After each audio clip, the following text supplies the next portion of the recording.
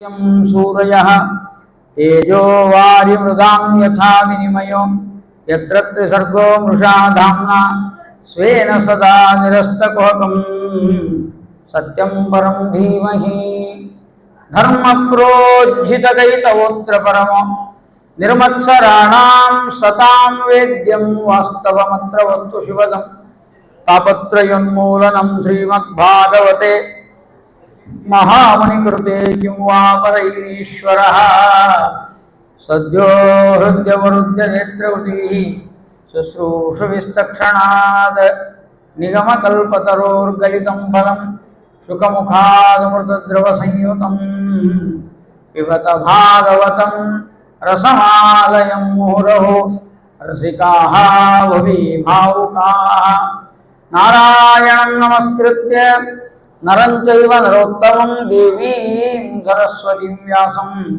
ततो जयमुदीरयेत यं प्रव्रजन्तमनुपेतकृत्यं द्वैपायनो विरहकातराजुहाव पुत्रेति तन्मयतया तरवोऽभिनेदुः तं सर्वभूतहृदयं मुनिमानतोऽस्मि।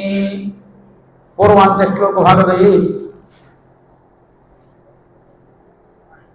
ಶುಕಾಚಾರ್ಯರು ಪರೀಕ್ಷಿತ ರಾಜನಿಗೆ ಶ್ರೀಮದ್ ಭಾಗವತವನ್ನು ನಿರೂಪಣೆ ಮಾಡ್ತಾ ಇದ್ದಾರೆ. ಗಂಗಾ ನದಿಯ ತೀರದಲ್ಲಿ ಒಂದು ಕಂಬವನ್ನು ನಿರ್ಮಾಣ ಮಾಡಿ ಆ ಗಂಗಾ ನದಿಯ ಒಳಗೇನೆ ಒಂದು ಕಂಬ ಹಾಕಿ ಮೇಲೆ ಒಂದು ಅದ್ಭುತವಾದ ಭವನ, ಆ ಭವನದಲ್ಲಿ ಲಕ್ಷಾಂತರ ಜನ ಸೇರಿದ್ದಾರೆ. ಅಲ್ಲಿಗೆ ಶುಕಾಚಾರ್ಯರು ಬಂದಿದ್ದಾರೆ. ಆ ಶುಕಾಚಾರ್ಯರ ಜೊತೆಗೆ ವಾಮದೇವ ಋಷಿಗಳು, ಜಮದಗ್ನಿ ಋಷಿಗಳು, ಭಾರದ್ವಾಜರು, ಅನೇಕ ಋಷಿಮುನಿಗಳು ಬಂದಿದ್ದಾರೆ, ಬ್ರಾಹ್ಮಣರು ಬಂದಿದ್ದಾರೆ ಮತ್ತು ಬೇರೆ ಬೇರೆ ಜನರು ಕೂಡ ಭಾಗವತವನ್ನು ಶ್ರವಣ ಮಾಡಲಿಕ್ಕೆ ಬಂದಿದ್ದಾರೆ. ಇಂತಹ ಮಂಗಳಕರವಾಗಿರತಕ್ಕಂಥ ಶ್ರೀಮದ್ ಭಾಗವತದ ಮಹತ್ವ ಏನು ಅಂತ ಪದ್ಮಪುರಾಣದಲ್ಲಿ ನಿರೂಪಣೆ ಮಾಡ್ತಾ ಇದ್ದಾರೆ. ನಾವು 6 ದಿನಗಳಿಂದ ಈ ಭಗವಂತನ ಮಹಿಮೆಯನ್ನ ಮತ್ತು ಭಾಗವತದ ಮಹಿಮೆಯನ್ನ ನೋಡ್ತಾ ಬಂದಿದ್ದೇವೆ. ನಾರದರು ಸಂಚಾರ ಮಾಡುತ್ತಾ ಭೂಲೋಕಕ್ಕೆ ಬಂದಾಗ ಯಾವ ನಮ್ಮ ಮಥುರಾ ಪಟ್ಟಣದ ಯಮುನಾ ನದಿ ತೀರದಲ್ಲಿ ಒಬ್ಬ ಹೆಣ್ಣು ಮಗಳು ತರುಣಿ ಯೌವನದಲ್ಲಿರುವವಳು ಅಳ್ತಾ ಇದ್ದಾಳೆ, ಆ ದುಃಖ ಪಡ್ತಾ ಇದ್ದಾಳೆ. ಯಾಕೆ ಅಂತ ಕೇಳಿದ್ರು ನಾರದರು. ಇಲ್ಲ, ನನ್ನ 2 ಮಕ್ಕಳಿವ, ಆ ಮಕ್ಕಳು ಜ್ಞಾನ ವೈರಾಗ್ಯ ಅವರಿಬ್ಬರು ನಿತ್ರಾಣಾಗಿಬಿಟ್ಟಾರ, ಏನು ಮಾಡಲಿ, ಬಹಳ ತ್ರಾಸ ಆಗ್ತದೆ ನನಗೆ. ತಾಯಿಯಾದ ನಾನು ಗಟ್ಟಿ ತರುಣಿಯಾಗಿದ್ದೇನೆ, ನನ್ನ ಮಕ್ಕಳೇ ನಿತ್ರಾಣಾಗಿದ್ದಾರೆ, ಏನು ಮಾಡೋದು ಇದು? ಅವಾಗ ನಾರದರು ಹೇಳಿದರು, ಅವರಿಬ್ಬರಿಗೂ ತ್ರಾಣ ಶಕ್ತಿ ಬರಲಿಕ್ಕೆ ಕಲಿಯುಗದಲ್ಲಿ ನಾನು ವ್ಯವಸ್ಥೆ ಮಾಡ್ತೇನೆ ಅಂತ ನಾರದರು ಈ ಭಾಗವತವನ್ನು ರಚನೆ ಮಾಡಿಸಿ ಭಾಗವತದ ಒಂದು ಪ್ರವಚನದಿಂದ ಈ ಇಬ್ಬರು ಏನಿದ್ದಾರೆ ವೈರಾಗ್ಯ ಮತ್ತು ಜ್ಞಾನ, ಇವರಿಬ್ಬರು ಮುದುಕರಾಗಿದ್ದರು, ಬಹಳ ನಿರ್ವಿಣ್ಣರಾಗಿಬಿಟ್ಟಿದ್ದಾರೆ. ಅದಕ್ಕಾಗಿ ಅವರನ್ನ ಶಕ್ತಿ ತರಲಿಕ್ಕೆ ಬೇಕು ಅಂತ ಈ ಭಾಗವತವನ್ನು ರಚನೆ ಮಾಡಿದ್ರು. ಒಟ್ಟಾರೆ ಉದ್ದೇಶ ಏನು? ಈಗ ನಾವೆಲ್ಲ 7 ದಿವಸ ಯಾಕೆ ಇಲ್ಲಿ ಬರಬೇಕು, ಯಾಕೆ ಕೇಳಬೇಕು, ಈ ಪುರಾಣ ಯಾಕೆ ಹೇಳಬೇಕು, ಯಾಕೆ ಕೇಳಬೇಕು? ಅದರ ಪ್ರಯೋಜನ ಒಂದೇ, ಭಕ್ತಿ ನಮ್ಮಲ್ಲಿ ಬಹಳ ಅದ, ಎಷ್ಟು ಬೇಕಷ್ಟು ಭಕ್ತಿ ಅದು. ಭಕ್ತಿ ಇದ್ದದ್ದರಿಂದ ಯಾವ ಕ್ಷೇತ್ರದಲ್ಲೂ ಜನ, ಮಂತ್ರಾಲಯಕ್ಕೆ ಹೋಗ್ರಿ ಜನ, ತಿರುಪತಿಗೆ ಹೋಗ್ರಿ, ಏನು ಆ ಯಾತ್ರಿಕರನ್ನು ನೋಡಿಬಿಟ್ರೆ ಗಾಬರಿ ಆಗಬೇಕು. ಏನಪ್ಪ ಕಲಿಯುಗ ಹೌದೋ ಅಲ್ಲೋ ಅಂತ. ಕಲಿಯುಗದೊಳಗೆ ನಾಸ್ತಿಕತೆ ಇರ್ಕೊಂತೀವಿ, ಇಲ್ಲ ಸುಳ್ಳು. ಏನು ರಾಮೇಶ್ವರ, ಬದರಿ, ಆಮೇಲೆ ಮಂತ್ರಾಲಯ, ಅಯೋಧ್ಯ, ಏನು ಜನಸಾಗರ, ಕುಂಭಮೇಳ ಮೊನ್ನೆ, ಏನು ಅನಾಹುತ ಜನ. ಮತ್ತು ಭಕ್ತಿ ಅದನ್ನು ಹೋಗ್ಬೇಕು, ಇಲ್ಲ ಅನ್ನಬೇಕು ಅಲ್ಲ. ಆದರೆ ಒಂದು ಸ್ವಾರಸ್ಯ ಏನಂದರೆ, ಈ ಎಲ್ಲ ಹೋದವರಿಗೆ ಆ ಕ್ಷೇತ್ರಗಳ ಬಗ್ಗೆ ಜ್ಞಾನ ಇರುವುದಿಲ್ಲ, ಆ ಕ್ಷೇತ್ರಸ್ಥ ಸ್ವಾಮಿಗಳ ಬಗ್ಗೆನೂ ಜ್ಞಾನ ಇರುವುದಿಲ್ಲ. ಸುಮ್ಮನೆ ಹೋಗೋದು ಬರೋದು, ಟೂರ್ ಹೋದಂಗೆ ಹೋಗ್ಬಿಡೋದು, ಪ್ರದಕ್ಷಿಣೆ ಹಾಕಿ ಆಮೇಲೆ ಕೇಳೋದು ಒಳಗೆ ದೇವರು ಯಾರಿದ್ದಾರೆ, ದೇವರು ಯಾರಿದ್ದಾರೆ ಅಂತ ಮೊದಲು ಹೋಗೋದಲ್ಲ. ಹೋದ ಮೇಲೆ ಅನ್ನಂಗೆ ಇಲ್ಲಿ ಒಳಗೆ ಯಾರಿದ್ದಾರೆ, ಒಳಗೆ ಗಣಪತಿ ಇದ್ದಾನೆ, ವೆಂಕಟರಮಣ, ಇರೋಲ್ಲ ಅವನಷ್ಟವರು ನಮ್ಮಷ್ಟು ನಾವು, ನಮ್ಮ ಲೆಕ್ಕನೇ ಇಲ್ಲ. ಜ್ಞಾನ ಎಂಬುದೇ ಇಲ್ಲ ಎಲ್ಲಿಯಾಗಿ. ಅದು ಆ ರೀತಿಯಾಗಿ ಅದಕ್ಕೆ ಹೇಳ್ತಾರೆ ನಮ್ಮ ವ್ಯಾಸವಿಠಲರು, ಗಂಗೆ ನಿಂದರೆ ಮಲವು ಹಿಂಗಿತಲ್ಲದೆ ರಂಗನೊಳ್ಳಿಯನು ಭಕ್ತರ ಸಂಘದೊಳಗಡೆ. ನಿನ್ನ ದರ್ಶನಕ್ಕೆ ಬಂದವನಲ್ಲವೋ, ವಿಜಯದಾಸ ಹೇಳ್ತಾರೆ, ನಿನ್ನ ದರ್ಶನಕ್ಕೆ ಬಂದವನಲ್ಲವೋ ನಿನ್ನ ಭಕ್ತರ ಮುಖದಿಂದ ಮಹಿಮೆ ಕೇಳಲು ಬಂದೆ.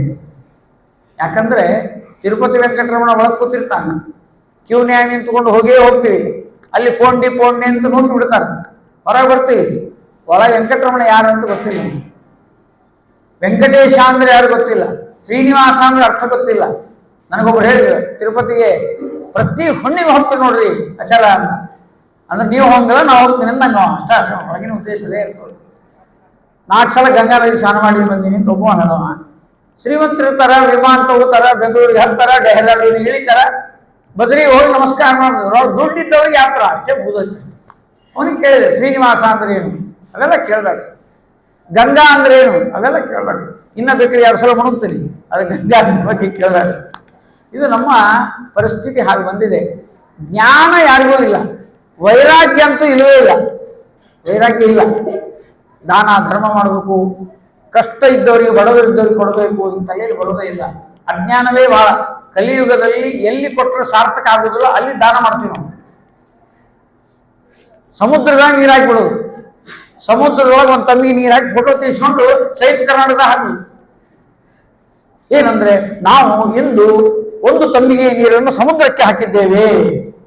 ಏನ್ ಮಾಡಿದಂಗ ವೇಸ್ಟ್ ಅಲ್ಲೇನ್ರಿ? ಸಮುದ್ರದ ನೀರು ಅವನೇ ಅವ, ನೀರು ಯಾಕೆ ಹಾಕ್ತಿರಲಿ? ಎಲ್ಲಿ ನೀರಿಲ್ಲ ಅಲ್ಲಿ ನೀರ. ಅದಕ್ಕೆ ಲೋಕದಲ್ಲಿ ಒಂದು ಮಾತು ಹೇಳ್ತಾರೆ, ಸಮುದ್ರ ಅದು ಯಾರಿಗೂ ಉಪಯೋಗ ಇಲ್ಲ ಅಂತ. ಸಮುದ್ರ ದಂಡಿಗಿದ್ದವ್ರಿಗೂ ನೀರು ಕುಡಿಯಲಿಕ್ಕೆ ಬರ್ತದೆ? ನೀರು ಕುಡಿಯಲಿಕ್ಕೆ ಬರೋದಿಲ್ಲ. ಸಮುದ್ರ ನೀರು ಭಾಳ, ಅದು ನೀರು ಕುಡಿಯಲಿಕ್ಕೆ ಉಪಯೋಗ ಇಲ್ಲ. ನದಿ ನೀರು ಕಡಿಮೆ ಇರ್ತಾವ, ಅದು ಎಲ್ಲರೂ ನೀರು ಕುಡಿತಾರೆ. ಅಂದ್ರೆ ಬಡವರ ಸಂಪತ್ತು ಲೋಕೋಪಕಾರಕ್ಕಾಗ್ತದೆ, ಶ್ರೀಮಂತರ ಸಂಪತ್ತು ಇರ್ತದಲ್ಲ ಅದು ಯಾರ್ಯಾರಿಗೂ ಉಪಯೋಗ ಇಲ್ಲ. ನೀವು ಉಪ್ಪು ನೀರಿದ್ದಾಗ ಅಂತೀವಿ, ನಾವೇ ಅಂತಿರ್ತೀವಿ, ಬೇಕಾದಷ್ಟು ಕೊಟ್ಟಾನ್ರಿ ದೇವರು, ಯಾರಿಗೂ ಉಪಯೋಗ ಇಲ್ಲ, ಹಿಂಗಿರ್ತಾರೆ ಜನ. ಅದು ಕಲಿಯುಗದಲ್ಲಿ ವೈರಾಗ್ಯ ಇಲ್ಲ. ಕಲಿಯುಗದಲ್ಲಿ ಏನಿಲ್ಲ, ವೈರಾಗ್ಯದ ನಾಟಕ ನಾವು ಮಾಡಿವ್ರಿ ಅಂತ ಹೇಳ್ತೀವಿ, ಅಂದ್ರೆ ಏನೂ ಅಲ್ಲ. ಹಾಗಾಗಿ ಈ ನಾಳೆ ಅಧಿಕ ಮಾಸ ಬಂತು ನೋಡ್ರಿ, ದಾನ ಕೊಡ್ತಿರ್ತಾರೆ. ದಾನ ಕೊಡೋದ್ರೊಳಗೆ ಎಷ್ಟು ನಮೂನೆ ಇರ್ತಾವಂದ್ರೆ, ಅದು ಹಿಟ್ಟು ಕಲಿಸಿರ್ತಾರಲ್ಲ, ಬೆಲ್ಲ ಅಕ್ಕಿ ಕುಟ್ಟಿ ಮಾಡಿ ಹಿಟ್ಟು ರೆಡಿ ಮಾಡಿರ್ತಾರೆ. ಅದು ಎಷ್ಟು ಮಾಡಿರ್ತಾರೆ ಅಂದ್ರೆ 35 ಆಗಷ್ಟೇ ಮಾಡಿರ್ತಾರೆ. ಮಾಡಿ ಒಂದು ನೈವೇದ್ಯ ತಿರುಗಿಸ್ಕೊಂಬೋದು, 33 ಆಚಾರ. ಅದೇನಾಗ್ಬಿಡ್ತು ಅಂದ್ರೆ ಕರಿಯೋ ಮುಂದಾಗ ಯಾರೋ ಮಾತಾಡ್ಸಿಬಿಟ್ರು, ಒಂದು ಹೊತ್ತಿ ಬಿಡ್ತದೆ, ಸ್ವಲ್ಪ ಕೆಂಪಾಗ್ಬಿಡ್ತು, ಪೇಚಾಟ ಆಗ್ಬಿಡ್ತು. ಅಯ್ಯಯ್ಯ 33ರಾಗ ಒಂದು ಕೆಂಪು ಆಯ್ತಲ್ಲ, ಏನು ಮಾಡಲಿ? ಅಲ್ಲೇ ಮುದುಕಿತ್ಲ ಅತ್ತಿ, ಹಿಂಗಾಗೇ ಅತ್ತಿ ಅವ್ರೆ ಏನು ಮಾಡ್ಬೇಕು? ಇಟ್ಟು ಕೊಟ್ಬಿಡು, ಅಷ್ಟು ತಿಂತಾರ ಆಚಾರ ಹೋಗ್ಬೋದು. ಹಿಂಗಾಗ್ಬಿಡ್ತದೆ. ನಾವು ಏನೋ ಮಾಡ್ತಿರ್ತೀವಿ, ಏನೋ ಆಗ್ತಿರ್ತದೆ, ಅದನ್ನು ಅಂದ್ಬಿಡ್ತೀವಿ. ದಾನ ಕೊಡೋದು ಅಂದ್ರೆ ಸರಿಯಾಗಿ ದಾನ ಕೊಡ್ಲಿಕ್ಕೆ ಬರೋದಿಲ್ಲ. ಯಾರಿಗೆ ಕೊಡ್ತೀರಿ ನೀವು? ಅದು ಅನಾರಸ ದಾನ ಕೊಡೋದು ಯಾರಿಗೆ? ಬ್ರಾಹ್ಮಣಗೆಲ್ಲ, ಪರಶುರ ಪುರುಷೋತ್ತಮ ದೇವರಿಗೆ, ಬ್ರಾಹ್ಮಣನ ಅಂತರ್ಯಾಮಿಯಾದ ಪುರುಷೋತ್ತಮ ದೇವರಿಗೆ ಅದನ್ನು ಸಮರ್ಪಣ ಮಾಡಬೇಕು. ಅಂದ್ರೆ ಬ್ರಾಹ್ಮಣರ ಒಳಗೆ ಪುರುಷೋತ್ತಮ ಇದ್ದಾನ ಅಂತ ಕೊಡೋದಕ್ಕೆ ಹೊರತು ನಮ್ಮನೆ ಆಚಾರ್ಯ ಅವ್ರಿವ್ರಿಗೆ ಕೊಡೋದಲ್ಲ, ನಮ್ಮನೆ ಆಚಾರ್ಯೇ ಕೊಡೋಣ. ಯಾಕಂದ್ರೆ ಅವ್ರು ಬರ್ತಾರ, ದೇವ್ರ ಪೂಜೆ ಮಾಡ್ತಾರ, ದೇವ್ರ ಕಟ್ಟಿ ವರ್ಷೋತ್ತಾರ, ವೈಶ್ವ ಅಡಿಗೆ ಮಾಡಿ ವೈಶ್ವ ಮಾಡಿ ನಮಗೆ ಚುಟ್ಟಕಾಗಿ ಹೋಗ್ತಾರೆ. ಅದು ಕೂಲಿ ಕೊಟ್ಟಂಗೆ ಅದು ಅಷ್ಟೇ. ನಮ್ಮ ಮನೆಯೊಳಗೆ ಕೆಲಸ ಮಾಡೋ ಆಚಾರ್ಯ ನಾವು ದಾನ ಕೊಡ್ತೀವಿ ಅಂದ್ರೆ ಕೂಲಿ ಕೊಟ್ಟಂಗೆ ಅದು. ಹಂಗ ಇರಬಾರ್ದು. ಕೊಡ್ಬೇಕು, ಅವ್ರಿಗೂ ಕೊಡ್ರಿ, ಅಂದು ಕೊಡ್ಬೇಡ್ರಿ, ಅಂದು ಕೊಡ್ತಿರ್ತಾರೆ ಕೆಲವು. ಏನಂದು ಕೊಡ್ತಾರೆ? ಆಚಾರ ನೀವು ನಮ್ಮನೆಗೆ ಬಹಳ ಉಪಯೋಗ, ಅದಕ್ಕೆ ನಿಮಗೆ ಕೊಡ್ತೀವಿ ಅಂದ್ರೆ ಕೂಲಿ ಕೊಟ್ಟಂಗೆ. ದಾತವ್ಯ ಮಿತಿ ಎದ್ದಾನಂ ದೀಯತೆ ಅನ್ನೋಪಕಾರಣೆ, ಉಪಕಾರ ಸ್ಮರಣೆ ಮಾಡಬಾರ್ದು. ನೀವು ಹಿಂಗೆ ಮಾಡಿರಿ ಅದಕ್ಕೆ ನಾವು ಕೊಡ್ತೀವಿ ಅಂದ್ರೆ ವ್ಯಾಪಾರ ಆಗ್ತದೆ. ನರಸಿಂಹದೇವ್ರ ಕಥೆ ಕೇಳಿದ್ರಿ, ಹಂಗಾಗಬಾರ್ದು. ಕೊಡಬೇಕಷ್ಟೇ, ಸುಮ್ಮನೆ ಕೊಟ್ಬಿಡೋದು. ಅದ್ರಾಗ ನಮ್ಮ ಮಧ್ವಾಚಾರ್ಯರ ಒಂದು ವಾಕ್ಯವನ್ನು ಪ್ರಯೋಗ ಮಾಡಿದ್ದಾರೆ. ಅಸ್ಯೋದ್ಭವಾದಿದಮಶೇಷ ವಿಶೇಷತೋಪಿ ವಂದ್ಯಂ ಅಂತ ಈ ಭಾಷ್ಯದಲ್ಲಿ ಮಂಗಳಾಚರಣೆ ಮಾಡಿದ್ದಾರೆ ಮಧ್ವಾಚಾರ್ಯರು. ಅಸ್ಯೋದ್ಭವಾದಿದಮಶೇಷ ವಿಶೇಷತೋಪಿ, ಅಸ್ಯ ಅಂದ್ರೆ ಜಗತಃ, ಈ ಜಗತ್ತಿಗೆ, ಸೃಷ್ಟಿಯಾದಿದಂ ಅಂತ ಈ ಜಗತ್ತಿಗೆ ಸೃಷ್ಟಿ ಜಗತ್ತಿಗೆ ಬಹಳ ಕೊಟ್ಟಿದ್ದಾರೆ ಭಗವಂತ. ಈ ನಾವು ಬಂದಿವಲ್ಲ ಈ ಪ್ರಪಂಚಕ್ಕೆ, ದೇವರ ಉಪಕಾರ ಬಹಳ ಅದು. ಎಷ್ಟು ಮಾಡ್ಯಾನಂದ್ರೆ ಗಿಡ ಮರ ಬಳ್ಳಿ ಹಣ್ಣು, ಈ ಆಕಳ, ಅದರಿಂದ ಹಾಲು, ನಾವೆಲ್ಲ ನಮಗೆ ಜೀವನಕ್ಕೆ ಏನೇನು ಬೇಕು ಎಲ್ಲ ವಸ್ತುಗಳನ್ನು ಭಗವಂತ ಸೃಷ್ಟಿ ಮಾಡಿದ್ದಾನೆ. ಜಗದಾದಿದಂ, ಏನು ಕೊಟ್ಟಿದ್ದಾನೆ ಪರಮಾತ್ಮ? ಅದ್ಭುತ ಕೊಟ್ಟಿದ್ದಾನೆ. ಯಾರಿಗೆ ಕೊಟ್ಟಿದ್ದಾನೆ? ಈ ಪ್ರಪಂಚಕ್ಕೆ ಕೊಟ್ಟಿದ್ದಾನೆ. ಪ್ರಪಂಚ ಅಂದರೆ ನಾವೇ ಎಲ್ಲರೂ. ಸ್ಥಾವರ ಜಂಗಮ, ಚರ ಅಚರ, ಚರವಾದ ಅಚರವಾದ ಈ ಪ್ರಪಂಚಕ್ಕೆ ಭಗವಂತ ಉಪಕಾರ ಮಾಡಿ ಕೊಟ್ಟಿದ್ದಾನೆ. ಮಧ್ವಾಚಾರ್ಯ ಬರೆದು ಇಲ್ಲಿ ಒಂದು ವ್ಯಾಕರಣದ ವಿಷಯ ಹೇಳ್ತಾರೆ ಶಾಸ್ತ್ರಕಾರರು. ಸ್ವಲ್ಪ ಇವತ್ತು ಶ್ರೀಮನ್ಯಾಯ ಸುಧಾ ಗ್ರಂಥ ಅವೆಲ್ಲ ಹೇಳ್ತಿರ್ತಾರಲ್ಲ, ಅದರಂತೆ ಒಂದು, ಯಾಕಂದರೆ ಈ ಭಾಗವತವು ಕೂಡ ಬ್ರಹ್ಮಸೂತ್ರದ ಭಾಷ್ಯ. ಸ್ವಲ್ಪ ಶಾಸ್ತ್ರೀಯ ವಿಚಾರ ಮಾಡೋಣ, ಒಂದು 2 ನಿಮಿಷ ಶಾಸ್ತ್ರೀಯ ವಿಚಾರ ಮಾಡೋಣ. ಈ ವ್ಯಾಕರಣದಲ್ಲಿ ಏನು ಹೇಳ್ತಾರೆ ಅಂದರೆ, ಯಾವುದಾದ್ರೂ ಯಾರಿಗಾದರೂ ಕೊಡಬೇಕಾದ್ರೆ ಚತುರ್ಥಿ ವಿಭಕ್ತಿ ಪ್ರಯೋಗ ಮಾಡಬೇಕು ಅಂತ ನಿಯಮ. ಇಲ್ಲಿ ಷಷ್ಠಿ ವಿಭಕ್ತಿ ಪ್ರಯೋಗ ಮಾಡಿದರು ಮಧ್ವಾಚಾರ್ಯರು. ಅವ್ರಿಗೆ ಗೊತ್ತಿಲ್ಲ ಏನು ವ್ಯಾಕರಣ, ಆದರೂ ಮಾಡಿದ್ದು ಯಾವುದು ಅಂದರೆ ಷಷ್ಠಿ ವಿಭಕ್ತಿ. ಅಸ್ಯ ಅಂದರೆ ಷಷ್ಠಿ ವಿಭಕ್ತಿ, ಅಸ್ಮೈ ಅಂದರೆ ಚತುರ್ಥಿ ವಿಭಕ್ತಿ. ವಾಸ್ತವವಾಗಿ ಮಧ್ವಾಚಾರ್ಯರು ಅಸ್ಮೈ ಜಗದಾರಿದಂ ಅಂತ ಹೇಳಬೇಕಾಗಿತ್ತು. ಅಸ್ಯ ಜಗದಾರಿದಂ ಅಂತ ಹೇಳಿದ್ರು. ಅಸ್ಯೋದ್ಭವ ಉದ್ಭವಾದಿದಂ, ಅಸ್ಯ ಉದ್ಭವಾದಿದಂ. ಅಸ್ಯ ಈ ಜಗತ್ತಿಗೆ ಉದ್ಭವ ಅಂದರೆ ಸೃಷ್ಟಿ ಸ್ಥಿತಿ ಲಯ ನಿಯಮನ ಜ್ಞಾನ ಅಜ್ಞಾನ ಬಂಧನ ಮೋಚನ ಅಂತ ಮಾಡಿದ್ರೆ ಜನ್ಮಾದ್ಯಸ್ಯತಃ ಅಂತ. ಈ ಬ್ರಹ್ಮಸೂತ್ರದ 2ನೇ ಸೂತ್ರವನ್ನ ಭಾಗವತ ಪ್ರಾರಂಭ ಮಾಡಿದ್ದಾರೆ. ಭಾಗವತದ ಮಂಗಳಾಚರಣ ಶ್ಲೋಕ ಅಂದ್ರೂ ಒಂದೇ, ಬ್ರಹ್ಮಸೂತ್ರದ 2ನೇ ಸೂತ್ರ ಅಂದ್ರೂ ಒಂದೇ. ಮೊದಲನೇ ಸೂತ್ರ ಯಾವುದು? ಓಂ ಅಥಾತೋ ಬ್ರಹ್ಮ ಜಿಜ್ಞಾಸ ಓಂ, ಇದು ಮೊದಲನೇ ಸೂತ್ರ. 2ನೇ ಸೂತ್ರ ಯಾವುದು? ಓಂ ಜನ್ಮಾದ್ಯಸ್ಯತಃ ಓಂ. ಆ ಜನ್ಮಾದ್ಯಸ್ಯತಃ ಓಂ ಇದರಿಂದಲೇ ಭಾಗವತ ಪ್ರಾರಂಭ. ಜನ್ಮಾದ್ಯಸ್ಯ ಯತೋನ್ಮಯಾತ್ ಇತರತಃ ಅರ್ಥೇಷ್ವವಿಘ್ನಸ್ವರಾಟ್ ತೇನೇ ಬ್ರಹ್ಮ ಹೃದಯ ಆದಿಕವಯೇ ಮುಚ್ಯಂತಿ ಯಂ ಸೂರಯಃ ತೇಜೋ ವಾರಿ ಮೃದಾಂ ಯಥಾ ವಿನಿಮಯೋ ಯತ್ರ ತ್ರಿಸರ್ಗೋ ಮೃಷಾ ಧಾಮ್ನಾ ಸ್ವೇನ ಸದಾ ನಿರಸ್ತಕುಹಕಂ ಸತ್ಯಂ ಪರಂ ಧೀಮಹಿ. ಇದು ಮಂಗಳಾಚರಣ ಶ್ಲೋಕ. ಮಂಗಳಾಚರಣ ಶ್ಲೋಕದಲ್ಲಿ ಮೊದಲಿಗೆ ಜನ್ಮಾದ್ಯಸ್ಯ ಯತೋನ್ಮಯಾತ್ ಅಂತ ಪ್ರಾರಂಭ ಮಾಡಿದ್ದಾರಲ್ಲ, ಈ ಹಿನ್ನೆಲೆಯಲ್ಲಿ ನಾವು ಮಧ್ವಾಚಾರ್ಯರ ಭಾಷ್ಯದಲ್ಲಿ ಮಂಗಳಾಚರಣ ಶ್ಲೋಕದಲ್ಲಿ ಅಸ್ಯ ಅಂತ ಬಳಸಿದ್ದು ಸರಿಯಲ್ಲ ಅಂತ ಪೂರ್ವಪಕ್ಷ. ಮಧ್ವಾಚಾರ್ಯರೇ ಸರಿಯ ಪ್ರಯೋಗ ಮಾಡಲಿಲ್ಲ, ಅಸ್ಮೈ ಅಂತ ಬಳಸಬೇಕಾಗಿತ್ತು, ಅಸ್ಯ ಅಂತ ಬಳಸಿದ್ದಾರೆ ಅಂತ ಇದು ಪೂರ್ವಪಕ್ಷ. ಇದಕ್ಕೆ ಪೂರ್ವೋತ್ತರಾಮಿತ ತರಂಗ ಚರಸ್ಸು ಹಂಸ, ಅಲ್ಲಿ ಹೋಗ್ಬಿಟ್ಟು ನಾವು. ಮತ್ತು ರಾಯರ ಬಂದು ಏನಂದ್ರು ಅಂದರೆ, ಹಿಂಗೆ ಯಾಕೆ ಮಧ್ವಾಚಾರ್ಯ ಬಳಸಿದ್ರು, ಅದಕ್ಕೆ ನಾವು ಕ್ಲಾರಿಫಿಕೇಶನ್ ಕೊಡ್ತೀವಿ, ಅದನ್ನು ಕ್ಲಿಯರ್ ಮಾಡ್ತೀವಿ ಅಂದರು. ಏನಾಗಿದೆ ರಾಯರ ವ್ಯಾಖ್ಯಾನದ ಶೈಲಿ ಹೆಂಗಿದೆ ನೋಡಿ. 2 ಉದಾಹರಣೆ ಕೊಡ್ತಾರೆ ರಾಯರು. ಜೀವನದಲ್ಲಿ ಈ ಕೊಡೋದು ಅಂತಿರ್ತದೆ ನೋಡ್ರಿ, ಅದರೊಳಗೆ 2 ವಾಕ್ಯ. ಕೊಡುವುದು ಅಂತ, ಬ್ರಾಹ್ಮಣನಿಗೆ ದಕ್ಷಿಣೆಯನ್ನು ಕೊಡುತ್ತಾನೆ, ಇದು ಒಂದು ವಾಕ್ಯ. ಅಗಸನಿಗೆ ಬಟ್ಟೆಯನ್ನು ಕೊಡುತ್ತಾನೆ, ಅದು ಒಂದು ವಾಕ್ಯ. ಅಗಸನಿಗೆ ಬಟ್ಟೆ ಕೊಡುತ್ತಾನೆ ಅಂದ್ರೂ ಕೊಡುತ್ತಾನೆ ಅಂತ ಶಬ್ದ ಇದೆ. ಬ್ರಾಹ್ಮಣರಿಗೆ ದಾನ ಕೊಡುತ್ತಾನೆ ಅಂದರೆ ದಕ್ಷಿಣೆ ಕೊಡುತ್ತಾನೆ. ವಿಪ್ರಾಯ ದಕ್ಷಿಣಾಂ ದದಾತಿ, ರಜಕಸ್ಯ ವಸ್ತ್ರಂ ದದಾತಿ. ಈ ವಾಕ್ಯದಲ್ಲಿ ನೀವು ಗಮನಿಸ್ಬೇಕು ಸ್ವಲ್ಪ. ವಿಪ್ರಾಯ ಯಾವ ಬಂತು ನೋಡ್ರಿ, ಇದು ರಾಮಾಯ, ವಿಪ್ರಾಯ, ಗೋವಿಂದಾಯ, ಕೇಶವಾಯ, ನಾರಾಯಣಾಯ, ಮಾಧವಾಯ ಇವೆಲ್ಲ ಬಳಸ್ತೀವಿಲ್ಲ ನಾವು ನಿತ್ಯ ಮುಂಜಾನೆದ್ದು.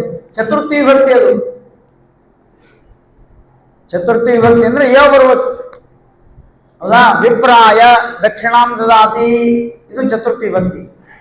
ರಜಕಸ್ಯ, ರಜಕಾಯ ಅಂತ ಬರಲಿಲ್ಲ ಅಲ್ಲಿ, ರಜಕಸ್ಯ. ರಜಕ ಅಂದ್ರೆ ಯಾರು? ಅಗಸರವ. ಆ ಅಗಸರವನಿಗೆ ಏನು ಕೊಟ್ಟ? ವಸ್ತ್ರಂ ದದಾತಿ. ಇವೆರಡು ವಾಕ್ಯ. ಇಲ್ಲಿ ನೀವು ಗಮನಿಸಬೇಕು, ಬಹಳ ಗಂಭೀರವಾದದ್ದು ವಿಚಾರ. ಆದರೆ ತಿಳಿಯೋದಂತಿಲ್ಲ, ಅದು ತಿಳಿಯಂಗಿಲ್ಲ ನಮಗೆ ಅಂತ ಅನ್ಕೋಬಾರ್ದು. ಸರಳವಾಗಿ ಹೇಳ್ತಾ ಇದ್ದೇನೆ, ಒಂದು ಕ್ಲಾಸ್ ತಗೊಂಡಂಗೆ. ಶಾಲೆಯೊಳಗೆ ಮಕ್ಕಳಿಗೆ ತಿಳಿಯೋ ಪಾಠ ಹೇಳ್ಬೇಕಲ್ಲ, ಹಂಗೆ ನಿಮಗೆ ಹೇಳ್ತಾ ಇದ್ದೀವಿ. ಈಗ ಏನು, ಬ್ರಾಹ್ಮಣನಿಗೆ ದಕ್ಷಿಣೆ ಕೊಡಬೇಕಾದ್ರೆ ಒಂದು ನಿಯಮ ಇದೆ. ಏನಂದ್ರೆ, ಕೊಡುವಾಗ ಬ್ರಾಹ್ಮಣನ ಬಗ್ಗೆ ಗೌರವ ಇರಬೇಕು. ದಕ್ಷಿಣೆ ಕೊಡಬೇಕಾದ್ರೆ ಅವನ ಬಗ್ಗೆ ಗೌರವ ಇರಬೇಕು. ಪಾಪ ಅಂತ ಕೊಡಬಾರ್ದು. ಅಯ್ಯೋ ಪಾಪ, ವೈದಿಕ ಬ್ರಾಹ್ಮಣರು ಹೇಗೆ ಬದುಕಬೇಕು, ಹಿಂಗೆ ಕೊಡಬೇಡ್ರಿ. ದಾನ ಕೊಡಬೇಕಾದ್ರೆ ಬ್ರಾಹ್ಮಣನಿಗೆ ಭಕ್ತಿಯಿಂದ ಕೊಡುತ್ತಿದ್ದೇನೆ. ಒಂದು ವಾಕ್ಯ ಏನು? ಬ್ರಾಹ್ಮಣರಿಗೆ ದಕ್ಷಿಣೆ ಕೊಡುವಾಗ, ನಾಳೆ ಅಧಿಕ ಮಾಸದೊಳಗೆ ದಾನ ಕೊಡುವಾಗ ನಿಮ್ಮ ಮನಸ್ಸಿನಲ್ಲಿ ಏನಿರಬೇಕು ಅಂದ್ರೆ ಬ್ರಾಹ್ಮಣನಿಗೆ ಗೌರವದಿಂದ ಕೊಡ್ಬೇಕಂತಿರ್ಬೇಕೆ ಹೊರತು ನಾವು ಮಾಡಿದ್ರೆ ಅವ್ರಿಗೆ ಇರ್ತದೆ, ಇಲ್ಲಂದ್ರೆ ಅವ್ರಿಗೆ ಏನಿರ್ತದೆ ಅಂತ ಹಿಂಗೆ ಅಂದ್ಕೊಡ್ಬಾರ್ದು. ಅಯ್ಯೋ ಪಾಪ ಅಂದ್ಕೊಡ್ಬಾರ್ದು. ವೈದಿಕ ಬ್ರಾಹ್ಮಣರು ಅವ್ರು ಹೆಂಗ್ ಬದುಕಬೇಕು ಹಿಂಗೆಲ್ಲ ಅನ್ಕೋಬಾರ್ದು. ಮತ್ತೆ ಅದು ಅವಮಾನ, ಅವ್ರಿಗೆ ಮಾಡುವಂತ ಅವಮಾನ. ನಾವು ಕೊಡೋದು ಭಗವಂತನಿಗೆ, ಬ್ರಾಹ್ಮಣ ಅಂತರ್ಯಾಮಿಯಾದ ಪರಮಾತ್ಮನಿಗೆ ಇದನ್ನು ಕೊಡ್ತಾ ಇದ್ದೇನೆ, ಭಕ್ತಿಯಿಂದ ಕೊಡ್ಬೇಕು, ಗೌರವ ಕೊಡ್ಬೇಕು. ಇದು ಒಂದು ವಾಕ್ಯ. ಇನ್ನೊಂದು ವಾಕ್ಯ ಇದೆ. ಇನ್ನೊಂದು ವಾಕ್ಯ ಏನಂದ್ರೆ ಆ ಕೊಟ್ಟ ದಕ್ಷಿಣೆಯನ್ನು ವಾಪಸ್ ಇಸ್ಕೋಬಾರದು. ಆಚಾರ ಕೊಟ್ಟಿವಿ ಖರೆ, ಸ್ವಲ್ಪ ಈ ಕಡೆ ಕೊಡ್ರಿ, ಆಮೇಲೆ ಮತ್ತೆ ಕೊಡ್ತೀವಿ. ಕೊಟ್ಟ ವಸ್ತುವಿನ ಮೇಲೆ ಮತ್ತೆ ಅಧಿಕಾರ ಇಲ್ಲ. ಇದಮ್ಮ ನಾಮಮ ಅಂದು ಕೊಡ್ಬೇಕು. ಈ ನಾಳೆ ಮಂಗಳ ಅಂದ್ಮೇಲೆ ಕೊಡ್ತಿರಲ್ಲ, ಇದಮ್ಮ ನಾಮಮ ಅಂದು ಕೊಡ್ಬೇಕು. ಇಲ್ಲ ಮಂದಿ ಎದುರಿ ಕೊಟ್ಟಿವಿ, ಆಮೇಲೆ ನಮ್ಗೆ ಕೊಟ್ಟವ್ರಿ ಅಂದ್ರೆ ಏನು, ಹಿಂಗೆಲ್ಲ ಇರಬಾರ್ದು. ಇದು ಬ್ರಾಹ್ಮಣನಿಗೆ ಕೊಡುವಂತ. ಅಗಸರಿಗೆ ಬಟ್ಟೆ ಕೊಡ್ಬೇಕಾದ್ರೆ ಇವೆರಡೂ ಇರಂಗಿಲ್ಲ. ಏನು, ಅಗಸನ ಬಗ್ಗೆ ಬಹಳ ಗೌರವದಿಂದ ಕೊಡ್ಬೇಕು ಅಂತಿಲ್ಲ. ಅಗಸನಿಗೆ ಬಟ್ಟೆ ಕೊಡುತ್ತಾನೆ, ಅಗಸನ ಕರೆದು ನೀವು ಬಂದ್ರಿ, ಬಹಳ ಪುಣ್ಯ ಬಂತು ನಮ್ಗೆ, ನಮ್ಮ ವಸ್ತುಗಳೆಲ್ಲ ಸ್ವಚ್ಛ ಆಗಬೇಕಾದ್ರೆ ನೀವೇ ಮಡಿವಾಳರು, ನೀವಿಲ್ಲ ಅಂದ್ರೆ ನಮ್ಗೆ ಸ್ವಚ್ಛತಾ ಇರುವುದಿಲ್ಲ, ದಯವಿಟ್ಟು ಇದನ್ನು ಸ್ವೀಕಾರ ಮಾಡಿದ್ದು ಅನ್ಬಾರ್ದು. ಹಿಂಗೆ ಮುದ್ದೆ ಮಾಡಿ ಒಗದು ಅವನ ಪಾಪ ಚಿಲ್ಲ ಹಾಕೊಂಡು ಹೋಗ್ತಾನೆ. ನನಗೆ ಕೆಲಸ ಕೊಟ್ಟಿರಿ ಭಾಗ್ಯ ಅಂತ ನಮ್ಮ ಅಗಸರವ, ನೀವೇನು ಗೌರವ ಕೊಡ್ಬೇಕಂತಿಲ್ಲ, ಆ ಬಟ್ಟೆಗಳೆಲ್ಲ ಸುತ್ತಿ ಒಗೆದು ಬಿಡ್ತೀರಿ ಅಷ್ಟೇ, ತಗೊಂಡೋಗಿ. ಅಂದ್ರೆ ಕೊಡಬೇಕಾದ್ರೆ ಗೌರವ ಇಲ್ಲ. ಬನ್ನಿದ್ದು. ಎರಡನೇದೇನಂದ್ರೆ ಕೊಟ್ಟ ವಸ್ತುವಿನ ಮೇಲೆ ಅಧಿಕಾರ ಇರಬೇಕು. ಇವೆಲ್ಲ ತಗೊಂಡು ನೀನು ತಗೊಂಡು ಆ ಕಡೆ ಹೋಗಂದ್ರೆ ಅಲ್ಲ, ಇಸ್ತ್ರಿ ಮಾಡಿ ಚಂದಾಗಿ ನನಗೆ ನಾಳೆ ಕೊಡಪ್ಪ, ನಾನು ಹೋಗ್ಬೇಕು, ಕಾಲೇಜಿಗೋ ಎಲ್ಲೋ ಹೋಗ್ಬೇಕು, ಅದಕ್ಕಾಗಿ ಪ್ಯಾಂಟು ಶರ್ಟು ಧೋತ್ರ ಮಡಿ, ರೇಷ್ಮೆ ಮಡಿ, ನೀವೆಲ್ಲ ರೇಷ್ಮೆ ಸೀರೆ ಕೊಟ್ಟಿರ್ತಾರಲ್ಲ ಇಸ್ತ್ರಿಗೆ, ಅಲ್ಲೇ ನೀವೇ ತಗೊಂಡ್ಬಿಡ್ರಿ, ಕೃಷ್ಣಾರ್ಪಣ ಅಂತೀರಿ. ಇಲ್ಲ, ತಗೊಂಡು ಬಂದು ಕೊಡು, ಅದನ್ನ ನಾವು ಉಟ್ಕೋಬೇಕಾಗ್ಯದ. ಅಂದ್ರೆ ಏನರ್ಥ, ಬ್ರಾಹ್ಮಣನಿಗೆ ದಕ್ಷಿಣ ಕೊಡ್ಬೇಕಾದ್ರೆ ಗೌರವ ಇರಬೇಕು, ಕೊಟ್ಟ ಮೇಲೆ ಅದು ನಮ್ದಲ್ಲ ಅನ್ನಬೇಕು. ಅಗಸನಿಗೆ ಕೊಡ್ಬೇಕಾದ್ರೆ ಗೌರವ ಇರ್ಬೇಕಂತಿಲ್ಲ, ಕೊಟ್ಟ ಮೇಲೆ ಅದ್ರ ಮೇಲೆ ಅಧಿಕಾರ ಇರ್ತದೆ, ತೊಗೊಂಡು ಕೊಡುವಬೇಕು. ಇವೆರಡು ಉದಾಹರಣೆ ರಾಘವೇಂದ್ರ ಸ್ವಾಮಿಗಳು ತಮ್ಮ ಗ್ರಂಥದಲ್ಲಿ ಬರುವುದು. ದೇವರು ನಮಗ ಹೆಂಗ್ ಕೊಟ್ಟಾನಂದ್ರ, ಇದೆಲ್ಲ ಕೊಟ್ಟಾನಲ್ಲ, ಇದು ಕೊಟ್ಟದಕ್ಕೆ ದತ್ತ ಅಂತಾರ ದೇವರಿಗೆ ಹೆಸರು. ದತ್ತ ಅಂದ್ರೆ ಕೊಟ್ಟವ ಅಂತ ಅರ್ಥ. ಇದು ಕೊಟ್ಟಾನಲ್ಲ, ಹೆಂಗ್ ಕೊಟ್ಟಾನಂದ್ರ ಬ್ರಾಹ್ಮಣರಿಗೆ ದಕ್ಷಿಣ ಕೊಟ್ಟಂಗ್ ಕೊಟ್ಟಿಲ್ಲ, ಅಗಸರಿಗೆ ಬಟ್ಟಿ ಕೊಟ್ಟಂಗ್ ಕೊಟ್ಟ ನಮಗೆ ಅಂತೇಳಿ ರಾಯರು ಹೇಳಿ. ಅದಕ್ಕೆ ಚತುರ್ಥಿ ಬರ್ತಿಟ್ರು. ರಜಕಸ್ಯ ಅಸ್ಯೋದ್ಭವಾದಿದಮಶೇಷ ವಿಶೇಷತೋಪಿ. ಮಧ್ವಾಚಾರ್ಯ ಹೇಳ್ತಾರೆ, ಭಗವಂತ ನಿಮ್ಗೆಲ್ಲ ಕೊಟ್ಟಾನಲ್ಲ, ಅಗಸರಿಗೆ ಬಟ್ಟಿ ಕೊಟ್ಟಾನ. ಯಾಕ್ಸರ ಇರಲಿ ನಿಮಗೆ. ಅಗಸ ತಗೊಂಡು ಏನ್ ಮಾಡೋದು, ಬಟ್ಟಿ ತಗೊಂಡು ಹೋಗಿ ಒಗೆದು ಚಂದಾಗಿ ಬೆಳ್ಳಗೆ ಮಾಡಿ ಅದನ್ನ ಯಜಮಾನನಿಗೆ ಕೊಡಬೇಕು. ಈ ನಮಗೂ ಈ ಕೊಟ್ಟಾನಲ್ಲ ದೇಹ, ಇದು ಬಟ್ಟಿ, ಇದು ಅಗಸರಿಗೆ ಬಟ್ಟಿ ಕೊಡೋಗಿಲ್ಲ. ನಾವೆಲ್ಲ ಅಗಸರ ಮೇಲೆ ಬಟ್ಟಿ ಕೊಟ್ಟಾನ. ಯಾವುದು, ಈ ದೇಹವೆಂಬ ಬಟ್ಟೆ. ಅದಕ್ಕಾಗಿ ನಮ್ಮವ್ವ ಕಲ್ಲ ಬಿಡೆ ಈ ಧೋತರ ಚೆನ್ನಾಗಿ ಒಗೆಯಬೇಕು ಅಂದ್ರು ದಾಸರು. ನಮ್ಮವ್ವ ಕಲ್ಲ ಬಿಡೆ ಈ ಧೋತರ ಚೆನ್ನಾಗಿ ಒಗೆಯಬೇಕು. ಧೋತ್ರ ಅಂದ್ರೆ ಯಾವುದು, ಈ ಧೋತ್ರ ಅಲ್ಲ, ಇದು ಧೋತ್ರ. ಇದನ್ನು ಚಂದ ಒಗಿಬೇಕು. ಇದರ ಪ್ರಜ್ಞೆ ನಮಗಿದ್ರೆ, ಮಧ್ವಾಚಾರ್ಯರ ಶಿಷ್ಯರಾಗಿದ್ರೆ ನಮಗೆ ಸಾರ್ಥಕ. ಇವತ್ತು ಯಾರೇ ಇರಲಿ, ಆಚಾರ ಒಂದೇ ಇರಬೇಕು ಅಂತಲ್ಲ, ಎಲ್ಲರೂ ಇರ್ಬೇಕು. ಹೆಂಗಿರ್ಬೇಕು ಅಂದ್ರೆ ಈ ಧೋತರ ಚೆನ್ನಾಗಿ ಒಗೆಯಬೇಕು. ಈ ಧೋತರ ಏನು ಒಗಿಬೇಕು, ಮುಂಜಾನೆ ಎದ್ದು ಕೂಡಲೇ ಚಂದಾಗಿ ಹಲ್ ತಿಕ್ಕಬೇಕು, ಕಣ್ಣಾಗಿಂದು ಹೊಲಸು ತಿಕ್ಕಬೇಕು, ನಾಲಿಗೆಯನ್ನು ಸ್ವಚ್ಛಾಗಿಟ್ಕೋಬೇಕು, ಶೌಚಾದಿಗಳನ್ನು ಮಾಡ್ಕೋಬೇಕು, ಮಲಮೂತ್ರಗಳನ್ನು ಸರಿಯಾಗಿ ಮಾಡ್ಕೊಳ್ಬೇಕು, ಈ ದೇಹವನ್ನು ಪವಿತ್ರವಾಗಿಟ್ಕೊಳ್ಬೇಕು, ರೋಗ ಬರದಂತೆ ಮಾಡ್ಕೊಳ್ಬೇಕು, ಕಿವಿ ಚೆನ್ನಾಗಿಟ್ಕೊಳ್ಬೇಕು. ಇಡೀ ದೇಹವೆಂಬ ಧೋತರವನ್ನ, ವಸ್ತ್ರವನ್ನ ಚಂದ ಒಗೆದು ಇಟ್ಕೋಬೇಕು. ಯಾರು ಉಪಕಾರಕ್ಕೆ ಇಟ್ಕೊಳ್ಬೇಕು ಅಂದ್ರೆ ಇದನ್ನು ದೇವರ ಸೇವೆಗಾಗಿ ಇಟ್ಕೊಳ್ಬೇಕಂತ. ಇಡೀ ಈ ದೇಹದಿಂದ ಭಗವತ್ ಸೇವಾ ಮಾಡ್ಬೇಕಲ್ಲ, ಅದಕ್ಕೆ ಈ ಧೋತರ ಚೆನ್ನಾಗಿರ್ಬೇಕು.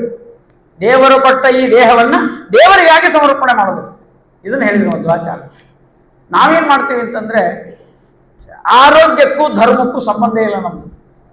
ಆರೋಗ್ಯ ಮತ್ತು ಧರ್ಮ, ನೀವೆಲ್ಲ ಕೂತವ್ರೆಲ್ಲ ಧಾರ್ಮಿಕರೇ, ನಾನು ಧಾರ್ಮಿಕನೇ. ಧರ್ಮದಿಂದ ಬಂದೀವಿ, ಧರ್ಮಕ್ಕಾಗಿ ಇದ್ದೀವಿ, ಧರ್ಮನೇ ಮಾಡ್ತೀವಿ. ಆದ್ರೆ ಆರೋಗ್ಯ ಕೆಡಿಸ್ಕೊಳ್ತೀವಿ. ಎರಡಕ್ಕೂ ವ್ಯತ್ಯಾಸ. ಆರೋಗ್ಯ ಕೆಡಿಸಿಕೊಳ್ಳುವ ಧರ್ಮ ಅದು ಯಾವ ಧರ್ಮನೂ ಅಲ್ಲ.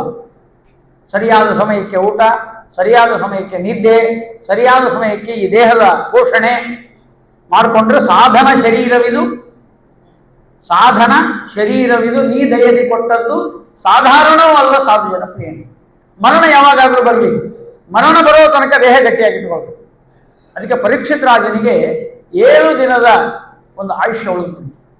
ನಮ್ಗೆ ಯಾರೂ ಹಂಗೆ ಬಂದು ಹೇಳಿಲ್ಲ, ನೀವು ಇನ್ನೊಂದು 1 ತಿಂಗಳು ಇರ್ತೀರಿ ಅಂತ ಯಾರು ಹೇಳಿಲ್ಲ ನಮಗೆ, ಅಥವಾ 1 ವರ್ಷ ಇರ್ತೀರಿ ಅಂತ ಹೇಳಿಲ್ಲ. ಯಾವುದು ಮೆಸೇಜ್ ಬಂದಿಲ್ಲ. ಪರೀಕ್ಷಿತ್ ರಾಜನಿಗಿಂತ ನಾವು ಚಲೋ, ಯಾಕಂದ್ರೆ ನಾವು 7 ದಿವಸ ಪಾಪ, ನಮಗೆ ಹಂಗಲ್ಲ, ಭಾಳ ದಿವಸದ. ಹಾಗಾಗಿ ಆರಾಮ್ ಕೇಳೋಣ ಪುರಾಣ. ಇಲ್ರಿ ಎಷ್ಟು ದಿವಸ ಕೇಳಬೇಕು? 7 ದಿವಸ ಕೇಳಬೇಕು. ಆಯ್ತಲ್ಲ, ಈಗ 7 ದಿವಸ ಮುಗಿತಲ್ಲ, ಮುಂದೆ ಇನ್ನೇನು ಕೇಳೋದಿಲ್ಲ ಅಂತ ಅನ್ಬೇಡ್ರಿ. ಯಾಕಂದ್ರೆ ನಾವು 7 ತನಕ ಕೇಳೋದು, ಇಲ್ಲಿ ತನಕ ಕೇಳಬೇಕು, ಇಲ್ಲಿಂದ ಮ್ಯಾಲ 7 ತನಕ ಭಾಗವತ ಕೇಳೋದು. 7 ದಿನದ ಕಥೆಯ ಕೇಳಿ ಏಳಿರೋ ವೈಕುಂಠಕ್ಕೆ. ವೈಕುಂಠಕ್ಕೆ ಹೋಗೋಣ, ಯಾವಾಗ ಹೋಗೋಣ? ನಮಗೆ 7 ಸಮಯ ಬಂದಾಗ ಹೋಗೋಣ. ಅಲ್ಲಿ ತನಕ ಇಲ್ಲೇ ಇರೋಣ, ಅನೇಕ ಸೇವೆಗಳನ್ನು ಮಾಡೋಣ. ಕುರುವನ್ನೇವೇ ಕರ್ಮಾಣಿ ಜಿಜಿಬಿಜೆ ಶತಂ ಸಮಾಹ. ಅದಕ್ಕೆ ದಾಸರು, ಜಗನ್ನಾಥ ದಾಸರು ಈ ಭಾಗವತದ ಸಾರವನ್ನು ನಮಗೆ ಕೊಟ್ಟರು. ಏನು ಕೊಟ್ಟರು? ಸೋಚಿತ ಕರ್ಮಗಳಾಚರಿಸುತ್ತ ಬಲು ನೀಚರಲ್ಲಿ ಹೋಗಿ ಯಾಚಿಸದೆ ಖೇಚರವಾಹ ಚರಾಚರ ಬಂಧಕ ಮೋಚಕ ನಿಮ್ಮನೆಂದ್ಯೋಚಿಸುತ್ತಿಪ್ಪುದೆ ಫಲವಿದು ಬಾಳುವುದಕ್ಕೆ ಸ್ವಚಿತ ಕರ್ಮಗಳ ಆಚರಿಸುತ್ತ, ಸ್ವ ಉಚಿತ ಕರ್ಮಗಳನ್ನು ಆಚರಿಸುತ್ತ. ಸ್ವ ಉಚಿತ ಅಂದ್ರೇನು? ನಮಗೆ ಯೋಗ್ಯವಾದಂತಹ ಕರ್ಮಗಳನ್ನು ಮಾಡಬೇಕು. ನಮ್ಮ ಆರೋಗ್ಯ, ನಮ್ಮ ಕಾಲ, ನಮ್ಮ ದೇಶ, ನಮ್ಮ ಮನೆತನ, ನಮ್ಮ ಹಣ ಎಲ್ಲ ಉಚಿತವಾಗಿರ್ಬೇಕು. ಅದೇನಿದೆ ಅದನ್ನು ಮಾಡಬೇಕು. ದೇವರಿಗೆ ಅತಿಯಾಗಿ ಮಾಡಿ ಸಾಲ ಮಾಡಬೇಕು ಅಂತ ಇಟ್ಕೊಳ್ಬಾರ್ದು. ಕೆಲವರು ದೊಡ್ಡ ಸ್ಥಾನಕ್ಕೆ ಸಾಲ ಮಾಡಿಬಿಡ್ತಾರೆ. ಬರೀ ಒಂದು ಸತ್ಯನಾರಾಯಣ ಪೂಜೆ ಮಾಡಲಿಕ್ಕೆ ಕಂಡಾಪಟ್ಟೆ ಖರ್ಚು, ಲಕ್ಷಗಟ್ಟಲೆ ಖರ್ಚು ಮಾಡ್ಬೋದು. ಇದನ್ನು ಮಾಡಿದ್ರೆ ಅವ್ರ ಮನ್ಯಾಗ ಬಾಬಾ ಇದು ಅನ್ಸ್ಕೊಳ್ಳಿಕ್ಕೆ ಮಾಡಬೇಡ್ರಿ. ಸಾಲ ಮಾಡಿ ಸತ್ಯನಾರಾಯಣ ಮಾಡುವುದು, ಸಾಲ ಮಾಡಿ ಸತ್ಯನಾರಾಯಣ ಪೂಜಾ ಮಾಡಿದವರು ಯಾರೂ ಸಾಲ ಮಾಡಿಲ್ಲ. ಸತ್ಯನಾರಾಯಣ ಕತ್ತಿ ಕೇಳ್ಕೊಡ್ರಿ. ಕಾಶಿ ಪಟ್ಟಣದ ಬ್ರಾಹ್ಮಣ ಸಾಲ ಮಾಡಲಿಲ್ಲ, ಬಡತನ ಇತ್ತು, ಸಾಲ ಮಾಡಲಿಲ್ಲ. ಅವನು ಭಿಕ್ಷಾ ಬೇಡಿ ತಗೊಂಡು ಬಂದು ಮಾಡಿದ. ಕಟ್ಟಿಗೆ ಮಾರುವ ಹೋಗಿ ಭಿಕ್ಷಾ ಬೇಡಿ ಕಟ್ಟಿಗೆ ಮಾಡಿದ, ಸ್ವಲ್ಪ ದುಡ್ಡು ಬಂತು, ಅದನ್ನು ಮಾಡಿಲ್ಲ. ತುಂಗಧ್ವಜ ಅವ ಶಕ್ತಿ ಇದ್ದಲ್ಲ ಸಾಧು, ಅವನು ಸಹಿತ ಸಾಲ ಏನು ಮಾಡಿಲ್ಲ. ತುಂಗಧ್ವಜ ರಾಜ ಸಾಲ ಮಾಡಲಿಲ್ಲ. ಇಡೀ 5 ಅಧ್ಯಾಯಗಳಲ್ಲಿ ಯಾರೂ ಸಾಲ ಮಾಡಲಿಲ್ಲ. ಸಾಲ ಮಾಡಲಾರ್ದು ಸತ್ಯನಾರಾಯಣ ಮಾಡಿಲ್ಲ.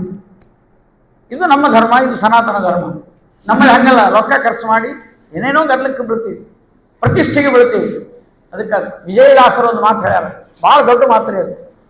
ಸಾಲ ಮಾಡಲಿ ಬೇಡ, ಸಾಲದೆಂದೆನ ಬೇಡ, ನಾಳೆಗೆ ಎಂಬ ಚಿಂತೆ ಬೇಡ, ಕೂಳ ಜನರ ಸವಾಸ ಮಾಡಲಿ ಬೇಡ, ಬಾಳುವರ ಸಂಘದಲ್ಲಿ ಬಾಳಲವು ಬಾಲ, ಚಿರಂಜೀವಿಯಾಗಲವು ಚಿನ್ನ ನೀನು. ಹರಿದಾಸ ದಾಸ ದಾಸರ ಪಾದಧೂಳಾಗಿ ಸಾಲ ಮಾಡಲಿ ಬೇಡ, ಸಾಲದೆಂದೆನ ಬೇಡ. ಎಂಥ ಸಂದೇಶ ಇದು! ಅದು ಬ್ರಾಹ್ಮಣರಿಗೆ ವಿಶೇಷವಾಗಿ ಹೇಳ್ತಾರೆ. ನಾವು ಎಂದೂ ಸಾಲ ಮಾಡಬಾರ್ದು.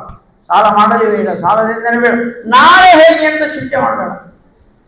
ದೇವರು ಕೊಟ್ಟದ್ದರಲ್ಲಿ ಆನಂದವಾಗಿ ನಗನಗುತ್ತಾ ಇರಬೇಕು, ಆನಂದವಾಗಿರಬೇಕು, ಒಳ್ಳೆ ಸಂತುಷ್ಟ ಮನಸ್ಕನಾಗಿರ್ಬೇಕು. ಇವರಿಗೆ ಭಾಗವತರು ಅಂತ ಕರೀತಾರೆ. ಇವತ್ತು ನೀವೇನಾದರೂ ಭಾಗವತರು ನಾವು ಅಂತ, ದಾಸರು ನಾವು, ಭಾಗವತರು ನಾವು ಅಂತ ಹೇಳ್ಕೊಳ್ಳೋದಿದ್ರೆ ನಿಮ್ಮ ಮುಖದೊಳಗೆ ಎಂದೂ ದುಃಖದ ಛಾಯೆ ಬರಬಾರ್ದು. ಸುಖವಾಗಲಿ ಬಹು ದುಃಖವಾಗಲಿ ಸಖನೀನಾಗಿರೋ ಪಾಂಡುರಂಗ, ಇದು ಭಾಗವತ ಧರ್ಮ. ಆದ್ದರಿಂದ ಎಲ್ಲವನ್ನು ಪರೀಕ್ಷಿತ ರಾಜ ಶುಕಾಚಾರ್ಯರು ಕೇಳ್ತಾ ಇದ್ದಾನೆ. ಸ್ವಾಮಿ ಭಾಗವತವನ್ನು ಹೇಳಿ ನಮಗೆ ಜ್ಞಾನ ಭಕ್ತಿ ವೈರಾಗ್ಯಗಳ ಅಭಿವೃದ್ಧಿ ಆಗಬೇಕು ಜೀವನದಲ್ಲಿ ಅಂತ ಹೇಳ್ತಾ ಇದ್ದಾನೆ. ಅದೇ ರೀತಿಯಾಗಿ ನಾವೆಲ್ಲ ವೇದವ್ಯಾಸ ದೇವರು ರಚನೆ ಮಾಡಿದ ಶ್ರೀಮದ್ ಭಾಗವತವನ್ನು 6 ದಿನಗಳಿಂದ ಅನೇಕ ತತ್ವಗಳನ್ನು ಚಿಂತನೆ ಮಾಡಿದ್ದೇವೆ. ವೇದವ್ಯಾಸ ದೇವರು ಈ ವಿಶೇಷವಾಗಿ ಭಾಗವತವನ್ನು ರಚನೆ ಮಾಡಿ ಶುಕಾಚಾರ್ಯರು ಹೇಳಿದ್ದಾರೆ. ಶುಕಾಚಾರ್ಯರು ಪರೀಕ್ಷಿತ ರಾಜನಿಗೆ ಹೇಳಿದರು. ಇದರಲ್ಲಿ 14 ಪ್ರಶ್ನೆಗಳು, 14 ಉತ್ತರಗಳನ್ನು ಕೊಪ್ಪರದ ಗಿರಿಯಾಚಾರ್ಯರು ಭಾಗವತ ಸಾರೋದ್ಧಾರ ಅಂತ ಬರೆದರು. ಸೇವಿಸೋ ಮನುಜ ನಿರಂತರ ಸುಖವಿವುದು ಭಾಗವತದ ಸಾರ, ಸೇವಿಸೋ ಮನುಜ ನಿರಂತರ ಅಂತ ಆ ಸಂದೇಶವನ್ನು ಕೊಟ್ಟಿದ್ದಾರೆ. ಬಿಡದಿರೋ ಕೃಷ್ಣನ ಸ್ಮರಣವ ಬರುವ ಎಡರುಗಳನ್ನು ಪರಿಹರಿಸುವ. ಕೃಷ್ಣನ ನಿರಂತರ ಸ್ಮರಣೆ ಮಾಡುವುದರಿಂದ ನಮಗೆ ಧರ್ಮದಲ್ಲಿ ಬರುವ ಅನೇಕ ಸಮಸ್ಯೆಗಳು ಪರಿಹಾರ ಆಗ್ತಾ ಇದೆ. ದೇವರ ಸ್ಮರಣೆ ಮಾಡುವುದೇ ಜೀವನದಲ್ಲಿ ದೊಡ್ಡದಾದಂತಹ ಒಂದು ಉಪಾಯ. ಈ ಕೇನಾಪ್ಯುಪಾಯೇನ ಅಂತ ಸಪ್ತಮ ಸ್ಕಂದ ಭಾಗವತದಲ್ಲಿ ಕೇನಾಪಿ ಉಪಾಯೇನ ಎಂದು ಬರೆದ್ಬಿಟ್ರು. ತಪ್ಪರ್ಥ ಮಾಡ್ಯಾರ ವ್ಯಾಖ್ಯಾನಕಾರರು, ಕೆಲವರು, ನಮ್ಮವರಲ್ಲ, ಕೆಲವರು ಮಾಡಿದ್ದಾರೆ. ಏನಂದ್ರು, ಏನಾರ ಮಾಡ್ರಿ ದೇವರು ಅನುಗ್ರಹ ಮಾಡ್ತಾನ, ಏನಾರ ಮಾಡ್ರಿ ಅಂದ್ರೆ ಬೈರಿ, ನಿಂದೆ ಮಾಡ್ರಿ, ಏನಕ್ಕೇನಾಪಿ ಏನು ಬೇಕಾ ಉಪಾಯ ಹೆಂಗಿರ ಇಲ್ಲಿ. ಶಿಶುಪಾಲ ಬೈದ್ನಿಲ್ಲ, ಉದ್ಧಾರ ಮಾಡಿದ್ನಿಲ್ಲ ದೇವರು, ಅದಕ್ಕೆ ನೀವು ಬೈಲಿಕ್ಕೆ ಶುರು ಮಾಡ್ರಿ. ಹಿಂಗೆ ಬರ್ದಾರ ವ್ಯಾಖ್ಯಾನ. ಅದಕ್ಕೆ ಮಧ್ವಾಚಾರ್ಯ ಬರೋದು ಉತ್ತರಂಗ ಅದು ಮಾಡಬಾರ್ದಪ್ಪ. ಕೇನಪೇನಾಪಿ ಉಪಾಯನ, ಉಪಾಯ ಅಂದ್ರೆ ಭಕ್ತ್ಯುಪಾಯ ಅಂತ ಬರಲ್ಲ. ಮೊದಲು ಭಕ್ತಿ ಇರಲಿ, ಆಮೇಲೆ ಬೇಕಾದಿರಲಿ. ಅದಕ್ಕೆ ಈ ದಾಸರು ನಿಂದಾಸ್ತುತಿ ಮಾಡಿದ್ದಾರಲ್ಲ, ಭಕ್ತಿಯಿಂದ ಮಾಡ್ತಾರೆ. ಭಕ್ತಿಯಿಂದ ದೇವರನ್ನು ಬೈಯೋದು. ಮತ್ತು ದೇವರನ್ನು ಬೈದ್ರೆ ತಪ್ಪಲ್ಲ, ಅದು ಭಕ್ತಿ ಇರಬೇಕು. ದೇವರನ್ನು ದ್ವೇಷ ಮಾಡೋದು ಅಂದ್ರೆ ಈ ಉಳಿದ ದೈತ್ಯರು ಮಾಡಿದ್ರು ಹಂಗೆ ದ್ವೇಷ ಮಾಡಬಾರ್ದು. ವತ್ಸಾಸುರ, ಧೇನುಕಾಸುರ, ತೃಣಾವರ್ತ, ಶಕಟಾಸುರ ಇವರು ಸತ್ತಾಗ ಮೋಕ್ಷದ ಸುದ್ದಿ ಹೇಳಿಲ್ಲ ಭಾಗವತದವರು. ಕೆಲವು ಕಡೆ ಅಷ್ಟೇ ಮೋಕ್ಷದ ಸುದ್ದಿ ಹೇಳಿದ್ದಾರೆ, ಉಳಿಕಿದ ಕಡೆ ಮೌನ ವಹಿಸಿದ್ದಾರೆ ಶುಕಾಚಾರ್ಯರು. ಮುಕ್ತಿ ಯಾರಿಗಾರಿಗೆ ಆಯಿತು? ಊರ್ವಶಿಗೆ ಮುಕ್ತಿ ಆಯಿತು. ಕಂಸ ಸತ್ಮಲ, ಕಂಸನ ಒಳಗೆ ಮೃಗಋಷಿಗಳಿದ್ದರು, ಅವರಿಗೆ ಸದ್ಗತಿ ಆಯಿತು. ಕಾಲನೇಮಿ ಅಂತ ದೈತ್ಯ ಇದ್ದ, ಅವ ನಾಶ. ಅಂದ್ರೆ ಜೀವದ್ವಯಾವೇಶ ಅಂತೀವಿ. ಜಯ ವಿಜಯರ ಒಳಗೆ ಏನು ಎರಡು ಜೀವಗಳಿದ್ವಲ್ಲ, ಒಂದು ಜಯ ಜೀವ, ಇನ್ನೊಂದು ತಾಮಸ ಜೀವ. ಅಂದ್ರೆ ಭಗವದ್ಭಕ್ತರಾದವರು ಈ ದೈತ್ಯರ, ರಾಕ್ಷಸರ ಆವೇಶಕ್ಕೆ ಒಳಗಾಗಿ ಮಾಡ್ತಾರೆ ಹೊರತು ಮತ್ತೇನೂ ಅಲ್ಲ. ಒಂದು ಉದಾಹರಣೆ ಹೇಳೋದಾದ್ರೆ, ಭೃಗಋಷಿಗಳು ಹರಿ ಎದಿಗೆ ಹೋದ್ರಲ್ಲ, ನಾರಾಯಣ ಎದಿಗೆ ಏನು ಅಪೇಕ್ಷೆ ಪಟ್ಟು ಹೋದ್ರೇನು ಅಲ್ಲ, ಒಳಗೆ ಅಸುರಾವೇಶ ಇತ್ತು. ಅಸುರಾವೇಶ ಇದ್ದಾಗ ಆ ಕೆಲಸ ಮಾಡ್ತಾರೆ. ಬಲಿಚಕ್ರವರ್ತಿ ಇದ್ದ, ಒಂದ್ಸಲ ದೇವ್ರ ಕಿರೀಟ ಎತ್ಕೊಂಡು ಹೋಗ್ಬಿಟ್ಟ. ವೈಕುಂಠಕ್ಕೆ ಬಂದಾನೆ, ಸುಮ್ಮನೆ ಹೋಗ್ತಿಲ್ಲ, ನಮಸ್ಕಾರ ಮಾಡಿ ಅಲ್ಲಿ ನಾರಾಯಣ ಕಿರೀಟ ಎತ್ಕೊಂಡು ಹೋಗ್ಬಿಟ್ಟು ಬಂಗಾರ ಕಳ್ಕೊಂಡು ಮಾಡಿದ. ಲಕ್ಷ್ಮೀ ಶೋಭನ್ನ ಹೇಳ್ತಾರಲ್ಲ, ಕಳ್ಳರು, ಒಬ್ಬ ಕಳ್ಳ ಒಬ್ಬ ಅಂತ ಹಿಂಗೆ ಬಳಸ್ತಾರೆ ನೋಡ್ರಿ. ತನ್ನದಲ್ಲದ ವಸ್ತುವಿಗೆ ಆಸೆ ಪಟ್ಟ ಅಂತ ಬರ್ತದೆ ಇಲ್ಲ ಅಲ್ಲಿ, ಅದನ್ನ ಹೇಳಿದ್ದಿದೆ ಬಲಿಚಕ್ರವರ್ತಿ. ಅಲ್ರಿ ನಾರಾಯಣನ ಕಿರೀಟ ತೊಗೊಂಡು ಹೋಗ್ಬೇಕ ಭಗವದ್ಭಕ್ತ ಮತ್ತೆ ನೋಡಿ. ಯಾಕಂದ್ರೆ ಕಲಿ ಆವೇಶ ಆಗಿತ್ತವ, ತಗೊಂಡು ಹೋಗ್ಬಿಟ್ಟ ಅಲ್ಲಿ ಸತ್ತಲ ಲೋಕಕ್ಕೆ. ಆಮೇಲೆ ಗರುಡ ದೇವರಿದ್ದಾರಲ್ಲ, ಮತ್ತು ಇವರು ಮನೆಯ ಕೆಲಸ ಮಾಡೋಣ ಇಂಥವೆಲ್ಲ ಕೆಲಸ ಮಾಡ್ಬಿಟ್ಟು ಹೋದ್ರು. ಅವರು ರೆಕ್ಕಿ ಬೀಸ್ಕೊತ ಹೋಗಿ ಅವನು ಬಲಿಚಕ್ರವರ್ತಿನ ಬಡದು ಅಲ್ಲಿ ಕಿರೀಟ ಬಾಯಾಗಿ ಇಟ್ಕೊಂಡು ತೊಗೊಂಡು ಬರ್ಬೇಕಂತ. ಬರಬೇಕಾದ್ರೆ ಹಾದಿ ಒಳಗೆ ಕೃಷ್ಣ ಕೂತಿದ್ದ. ಒಂದು ಗೋಮಂತಕ್ಕೆ ಬರೋದು ಸುಮ್ಮನೆ ಕೂತಾನ ಪರಮಾತ್ಮ. ಗರುಡ ದೇವರು ಬಂದು ಕೆಳಗಿಳಿದ್ರು. ಏನಪ್ಪಾ ಗರುಡ, ಏನು ಸುದ್ದಿ, ಮತ್ತೆ ಎಲ್ಲಿಂದ ಬಂದಿ ಏನ್ ಕತಿ ಅಂತ ಕೃಷ್ಣ ಕೇಳಿದ. ಇಲ್ಲ ಸ್ವಾಮಿ, ವೈಕುಂಠದಿಂದ ಬಲಿಚಕ್ರವರ್ತಿ ಬಂಗಾರದ ಕಿರೀಟನ ಕಳ್ಕೊಂಡು ಮಾಡ್ಕೊಂಡು ಹೋಗಿದ್ದ, ಅದಕ್ಕೆ ಅವನು ಬಡದು ತೊಗೊಂಡು ಬಂದೀನಿ, ಹೊಂಟೀನೀಗ ಅಲ್ಲಿ ಮತ್ತೆ ವೈಕುಂಠಕ್ಕೆ ಹೋಗ್ಬೇಕು. ನಾವು ಭಾಳ ಬಿಜಿ ಯಾವಾಗಲೂ, ಆದರೂ ನೀವು ಸಿಕ್ಕಿರಿ ನಿಮ್ಮ ಜೊತೆಗೆ ಅದ್ರ ಮೇಲೆ ಮಾತಾಡ್ಲಿಕ್ಕತ್ತೀನಿ. ನಮಗೊಂದು ಡೌಟ್ ಬಂದದ ಅಂದ. ಏನು, ನೀವು ನಾರಾಯಣ ಅವತಾರ ಅಂತ ಹೇಳ್ತಾರೆ ಕೆಲವರು, ಹೌದಾ ಅಲ್ಲ ಅಂತ ಅನುಮಾನ ಬಂದದ ಅಂದ ಗರುಡ. ಅದಕ್ಕೊಂದು ಕೆಲಸ ಮಾಡೋಣ, ಈ ಕಿರೀಟ ನೀವು ಇಟ್ಕೊಳ್ರಿ, ಸೈಜ್ ಬರೋಬ್ಬರಿ ಆದ್ರೆ ನಾರಾಯಣ ನೀವು ಒಂದು ಅಂತ ತಿಳ್ಕೊತೀವಿ ಅಂತ. ನೋಡ್ರಿ ಹೆಂಗಿರ್ತದೆ. ನಾರಾಯಣನ ಕಿರೀಟ ಕೃಷ್ಣ ಇಟ್ಕೊಂಡಾಗ ಬರೋಬ್ಬರಿ ಇರ್ಬೇಕಲ್ಲ, ಅದಕ್ಕೆ ಕೊಟ್ಟಮೇಲೆ ಕೃಷ್ಣ ಇಟ್ಕೊಂಡ. ಅಗದಿ ಹೂವೇ ಹೂವು ಹೆಂಗಿತ್ತು ಹಂಗೆ ಕರೆಕ್ಟ್ ಕೂತ್ಬಿಡ್ತು. ನಮಸ್ಕಾರ ಮಾಡಿದ ಗರುಡ, ನೀವು ಕೃಷ್ಣ ಅಲ್ಲ, ಅಂದ್ರೆ ಕೃಷ್ಣ ಅಂದ್ರೆ ಯಾವುದೋ ವಂಶದಲ್ಲಿ ಬಂದವನಲ್ಲ, ನೀನು ನಾರಾಯಣ ಅಂತ ನಮಸ್ಕಾರ ಮಾಡೋದು. ಆ ಬಲಿಚಕ್ರವರ್ತಿಗೆ ದೈತ್ಯಾವೇಶ, ಭೃಗು ಋಷಿಗಳಿಗೆ ಅಸುರಾವೇಶ. ಹೋಗಿ ಹರಿಗೆ ಓದ್ಬಿಟ್ರು ಒಮ್ಮೆಲೆ. ಅದು ತಪ್ಪಲ್ಲೇ, ಅದಕ್ಕೆ ಶಿಕ್ಷಾ ಅನುಭವ ಮಾಡಿದ್ರು. ಯಾವ ರೀತಿ ಶಿಕ್ಷಾ? ವ್ಯಾಧನಾಗಿ ಬಂದರು. ಕೃಷ್ಣಗೆ ಬಾಣ ಹೊಡೆದ್ರಲ್ಲ, ಕೃಷ್ಣನ ಅಂಗುಷ್ಟಕ್ಕೆ ಅವ್ರು ವ್ಯಾಧ ಬೇರೆ ಜಾತಿಯಾಗಿ ಬರಬೇಕಾಗಿತ್ತು ಪಾಪ ಭೃಗು ಋಷಿಗಳಿಗೆ. ಕೃಷ್ಣಗೆ ಬಾಣ ಹೊಡೆದದ್ದಕ್ಕೆ ವಿಜಯದಾಸರಾಗಿ ಬರ್ಬೇಕಾಯ್ತು. ಮತ್ತು ವಿಜಯದಾಸರಾಗಿ ಬಂದು ಬಡತನ ಅನುಭವಿಸಿ, ಏನು ಬಡತನ್ರಿ, ಬಡತನ ಯಾರಿಗೆ ಬಂದಿತ್ತು, ಅವ್ರಿಗೆ ಎಂತ ಬಡತನ ಯಾರಿಗೆ ಬಂದಿತ್ತು. ಬಡತನ ಬಂದ್ರೆ ಒಮ್ಮೆ ಆತ್ಮಹತ್ಯೆ ಮಾಡ್ಕೋಬೇಕು ಅಂತ ಅನಿಸ್ತದ, ಅಂತ ಬಡತನ ಇರ್ತದೆ ಕೆಲವರಿಗೆ ಸಮಾಜದಲ್ಲಿ. ನಮ್ಗೆ ಗೊತ್ತಿರೋದಿಲ್ಲ. ನಮ್ಮ ಬ್ರಾಹ್ಮಣರು ಎಷ್ಟೋ ಜನ ವೈನ್ ಶಾಪಿನೊಳಗೆ ಕೆಲಸ ಮಾಡ್ತಾರೆ, ಹೋಟೆಲ್ದಾಗ ಸಪ್ಲೈ ಮಾಡ್ತಾರೆ, ಅದ್ರ ಬಗ್ಗೆ ಕಾಳಜಿ ಇರಬೇಕ್ರಿ ನಮಗೆ. ನಮ್ಮವರು ನಮ್ಮಲ್ಲಿ ಬಡತನದಲ್ಲಿ ಬೆದ್ದು ನೊಂದು ಬಹಳ ಕಷ್ಟಪಡ್ತಾ ಇದ್ದಾರೆ ಅನ್ನೋದ್ರ ಬಗ್ಗೆ ಪ್ರಜ್ಞೆ ಇರಬೇಕು ನಮಗೆ. ನಮ್ಮ ಸಮಾಜಕ್ಕೆ ಅದಿಲ್ಲ. ಈ ನಮ್ಮ ಬ್ರಾಹ್ಮಣ ಸಮಾಜ ಅಂತ ಹೇಳ್ತೀವಲ್ಲ, ನಾವೊಬ್ಬರಿಗೆ ಭೇಟಿಯಾಗಿ ಕೇಳಿದೆ, ನಮ್ಮ ಸಮಾಜದಲ್ಲಿ ಎಷ್ಟು ಜನ ಬಡವರಿದ್ದಾರೆ ಅವ್ರದ್ದು ಲಿಸ್ಟ್ ಅದ ನಿಮ್ಮ ಕಡೆ ಅಂತ ಕೇಳಿದೆ. ನನಗೂ ಅಂದ್ರು ನೀವು ಬರ್ರಿ ಮೀಟಿಂಗ್ ಮಾಡೋಣ ಅಂತಂದ್ರು. ನಾ ಬರ್ತೀನಿ ರೀ, ನನ್ನೊಂದು ಪ್ರಶ್ನೆ ಅದ, ಆ ಡೌಟಿಗೆ ಉತ್ತರ ಕೊಡ್ರಿ ಅಂದ್ರೆ. ಏನು, ನಮ್ಮ ಸಮಾಜದಲ್ಲಿ ಅತ್ಯಂತ ಕಡು ಬಡವರ ಲೀಸ್ಟು ನಿಮ್ಮ ಕಡೆ ಅದೇನು ಅಂತ ಕೇಳಿದೆ. ಅದಿಲ್ರಿ ಅಂದ್ರು. ಮತ್ತೆ ಡಾಕ್ಟರ್ ಅದ, ಇಂಜಿನಿಯರ್ಸ್ ಅದ, MP, MP, MLA, MP ಅವರು ಇವ್ರದ್ದು ಎಲ್ಲರದ್ದು ಲೀಸ್ಟ್ ಇರ್ತದೆ. ಮೊದಲು ಅವ್ರ ಮನೆಗೆ ಹೋಗ್ತಾರ, ಅವತ್ತು ತಡ್ಕೊಂಡ್ವಿ. ಇದು ಬ್ರಾಹ್ಮಣ ಸಂಘ. ಬಡವರ ಮನೆಗೆ ನೀವೇನು ಬರ್ತೀರಿ? ಒಮ್ಮೆಂತೂ ಕೊಪ್ಪಳದೊಳಗ 1,000 ಜನ ಇದ್ರು. ಪ್ರವಚನ ಮಾಡುವಾಗ ಇದ್ದಕ್ಕಿದ್ದಂಗೆ ನನ್ನ ತಲೆಯೊಳಗ ಒಂದು ಡೌಟ್ ಬಂತು, ಪ್ರಶ್ನೆ ಬಂತು. ಕೇಳಿದೆ, ನಾನು ಓಪನ್ ಆಗಿ ಕೇಳಿದೆ. ಈ ನಮ್ಮ ಬ್ರಾಹ್ಮಣರೊಳಗೆ ಮುಂಜಿವಿ ಲಗ್ನ ಆಗ್ತಿರ್ತಾವಲ್ಲ, ಲಗ್ನ ಪತ್ರ ಪ್ರಿಂಟ್ ಮಾಡಿರ್ತೀರಿ, ಮುಂಜಿವಿ ಪತ್ರ ಪ್ರಿಂಟ್ ಮಾಡಿರ್ತೀರಿ, ಅಡಿಗೆಯವರಿಗೆ ಕಾಂಟ್ರಾಕ್ಟ್ ಕೊಡ್ತೀರಿ, ಹೌದಿಲ್ಲ? ಅಡಿಗೆಯವ್ರಿಗೆ ಕಾಂಟ್ರಾಕ್ಟ್ ಕೊಡ್ತೀವಿ, ವ್ಯವಹಾರ ಆಗಿರ್ತದೆ. ಅವರ ಮನೆಗೆ ಹೋಗಿ ಎಷ್ಟು ಮಂದಿ ಕಾರ್ಡ್ ಕೊಡ್ತೀರಿ, ಕೈ ಎತ್ತರಿ ಅಂತ ಹೇಳಿದ್ರು. ಪುರೋಹಿತರ ಮನೆಗೆ ಕೊಡ್ತೀರಿ, ಬಂಧು ಬಳಗದವ್ರಿಗೆ ಕೊಡ್ತೀರಿ, ನಿಮ್ಗೆ ಯಾರ್ಯಾರು ಬೇಕು ಅವ್ರಿಗೆಲ್ಲ ಕೊಡ್ತೀರಿ. ಅಡಿಗೆ ಅವನ ಮನೆಗೆ ಹೋಗಿ ಅಡಿಗೆ ಅವನ ಹೆಂಡತಿಗೆ ಮಕ್ಕಳಿಗೆ ನೀವು ಲಗ್ನಕ್ಕೆ ಬರ್ರಿ. ಲಗ್ನಕ್ಕೆ ಅಡಿಗೆವನಷ್ಟೇ ಬರಬಾರ್ದು, ಅಡಿಗೆವನ ಜೊತೆಗೆ ನೀವು ಬರ್ರಿ, ನಿಮಗೂ ಒಂದು ಗೌರವ ಸ್ಥಾನಮಾನ ಕೊಡ್ತೀವಿ, ಮಕ್ಕಳನ್ನ ಕರ್ಕೊಂಡು ಸಕುಟುಂಬ ಸುಪರಿವಾರ ನೀವು ಬರ್ರಿ ಅಂತ. ಎಷ್ಟು ಜನ ಅಡಿಗೆಯವರ ಮನೆಗೆ ಹೋಗಿ ಆಮಂತ್ರಣ ಕೊಟ್ಟಿರಿ, ಕೈ ಎತ್ತರಿ ಅಂದೆ. ಕೊಪ್ಪಳದಾಗ 1,000 ಜನ ಕೂತಾರೆ, ಒಬ್ಬರು ಎತ್ತಲಿಲ್ಲ. ಇದು ನಮ್ಮ ದೇಶದ ದುರಂತ, ನಮ್ಮ ಬ್ರಾಹ್ಮಣರ ಪರಿಕಲ್ಪನೆ. ನಮ್ಗೆ ಅವ್ರ ಬಗ್ಗೆ ಗೌರವನೇ ಇಲ್ಲ. ಅಡಿಗೆಯವ್ರ ಬಗ್ಗೆ ಇರುವುದಿಲ್ಲ, ಆಚಾರ ಬಗ್ಗೆ ಇರುವುದಿಲ್ಲ. ಏನ್ ಮಾಡಿದಂಗೆ. ಅದಕ್ಕೆ ವಿಜಯದಾಸರು ಬಡತನ, ಬ್ರಾಹ್ಮಣರಿಗೆ ಬಡತನ ಅನ್ನೋದು ಗಂಟು ಬಿದ್ದಿರ್ತದೆ. ಒಂದು ಸ್ವಲ್ಪ ಅವ್ರ ಬಗ್ಗೆ ಕಾಳಜಿ ಮಾಡಿದ್ರೆ ಗೊತ್ತಾಗ್ತದೆ ನಮ್ಮ ಮಂದಿಗೆ. ಅದಕ್ಕೇನು ಸಭಾ ಮಾಡ್ಬೇಕು ಅಂತಿಲ್ರಿ. ಬ್ರಾಹ್ಮಣ ಸಭಾ ಮಾಡಿ ಯಾರ್ಯಾರು ಬಡವರಿದ್ದೀರಿ ಬಂದು ಮೈಕ್ ಹಿಡ್ಕೊಂಡು ಮಾತಾಡ್ರಿ ಅಂತ ಅನ್ನೋದಲ್ಲ, ಹುಚ್ಚುತನ. ನಾವು ಮನೆಗೆ ಹೋಗ್ಬೇಕು, ಸೆನ್ಸಸ್ ಮಾಡಬೇಕು. ಓಟ್ ಹಾಕೋರು ಹೆಂಗೆ ಮನೆಗೆ ಹೋಗ್ತಾರಲ್ಲ ಹಂಗೆ ನಾವು ಮನೆಗೆ ಹೋಗ್ಬೇಕು. ಸಮಾಜದವರು ಹೋಗಿ ನೋಡ್ಬೇಕು ಅವ್ರು ಏನಿದ್ದಾರೆ ಏನಿಲ್ಲ. ಬಡತನ ಅನ್ನೋದು ಬಹಳ ಕಷ್ಟ ರೀ.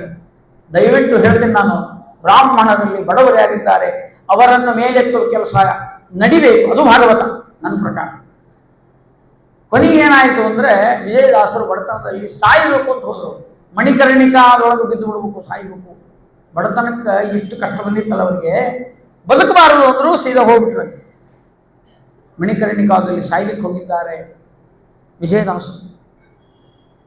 ಬಹಳ ಘೋರವಾದಂತಹ ಪ್ರಸಂಗ.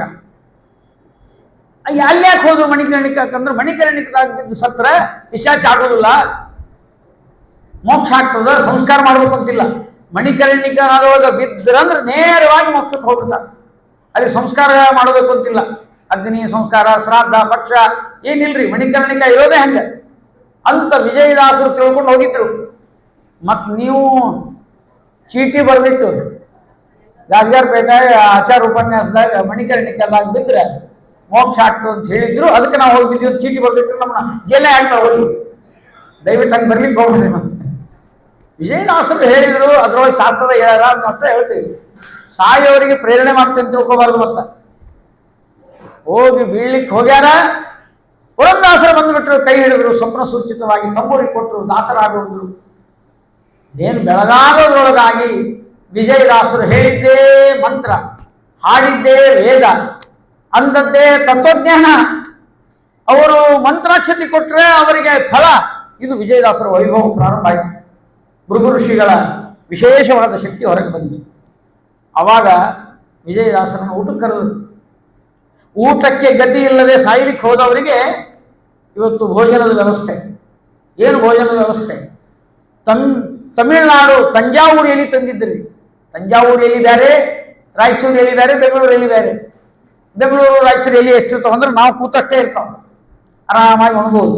ತಂಜಾವೂರು ಎಲಿ ಹಂಗಲ್ಲ, ಇಲ್ಲಿಂದ ಹಿಡಿದು ಇಲ್ಲಿ ತನಕ ನೋಡೋದಿರ್ತದೆ. ಒಂದೊಂದು ಎಲಿ 5 ಮಂದಿ ಕೂಡಿಸ್ಯಾರ.